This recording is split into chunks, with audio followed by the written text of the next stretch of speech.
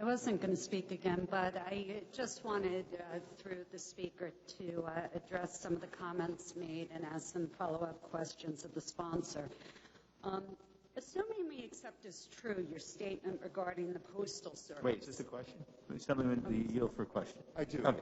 I do. And Assemblyman, I'm sorry, I'm struggling to hear you a little bit. Okay. Assuming we accept as true the statements that you made regarding the U.S. Postal Service, why would we ever contemplate taking away the time and, true method of voting in person at a time where, by your own statement, we don't know if the U.S. Postal Service can even handle this?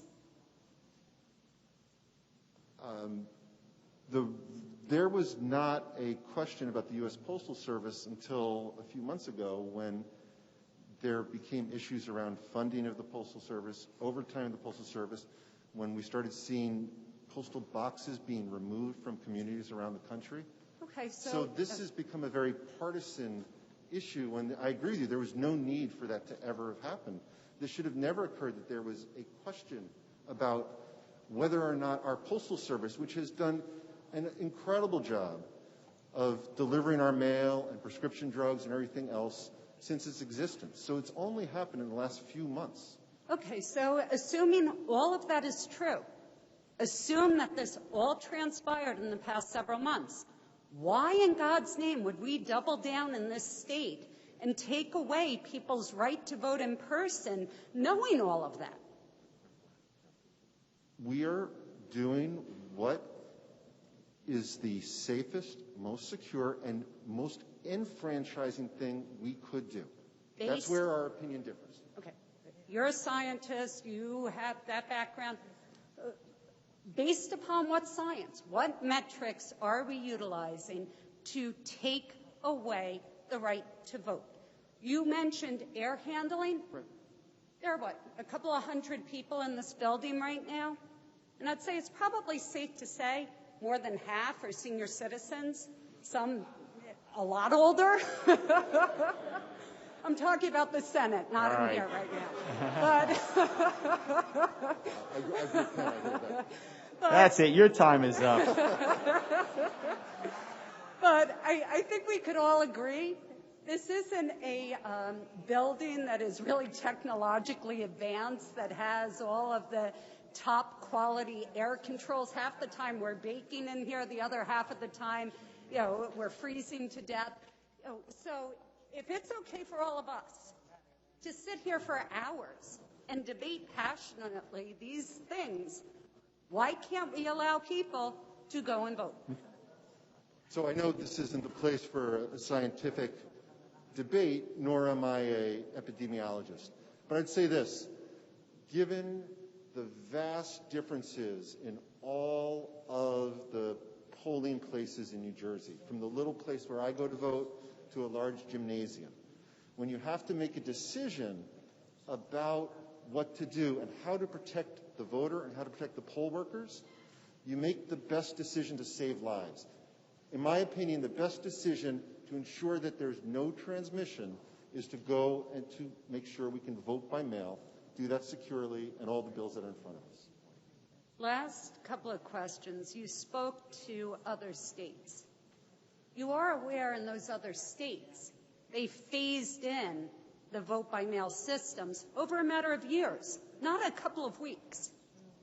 So although it's something we may want to look to and the efficacy of it, can you name one state that has done what New Jersey is proposing to do and transform a traditional voting system in a presidential election to almost 100% vote by mail? This is an unprecedented time, as you're alluding to. And so the short answer is no. But I would add to that I am confident, because within the bills that are in front of us today includes a requirement that we're going to educate the people of New Jersey. I am confident that the people of New Jersey will be able to, with great knowledge, cast the ballot for the candidate that they want after watching this evening's convention, Mr. Minority Leader, and do so accurately and securely. And I didn't say they'd vote for him. this is the last point question. For the July primary, are you familiar with the number of extensions requested by our county clerks throughout the state? I am. How many were there? 3 or 4. 7 counties in the state Or 7. had to ask for extensions to count the mail-in ballots after missing a June 24th deadline. That was only for voters who were registered to the 2 parties. How do you anticipate for a presidential election, a congressional election, being able to, if the clerks have already missed a deadline, being able to ensure that we have results any time before we go into 2021, particularly with this legislation that would enable people to come and fix a ballot all the way up through December?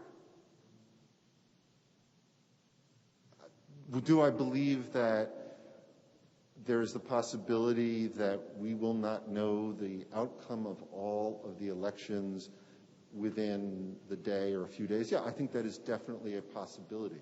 But I think more importantly is that we make sure that everyone who votes has their vote counted. And so if on the other side of that means that there will be a delay to get final results, but in return, your vote is counted, I think that's something in this unprecedented times that we have to accept. We aren't talking a day or 2.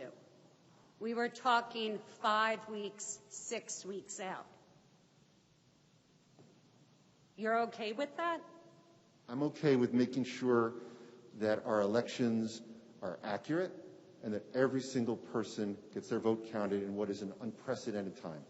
And I am also okay with the fact that the men and women who are there to ensure that those votes are going to be counted have the chance to do their work, do it properly, and do it with the integrity that they always have. No further questions.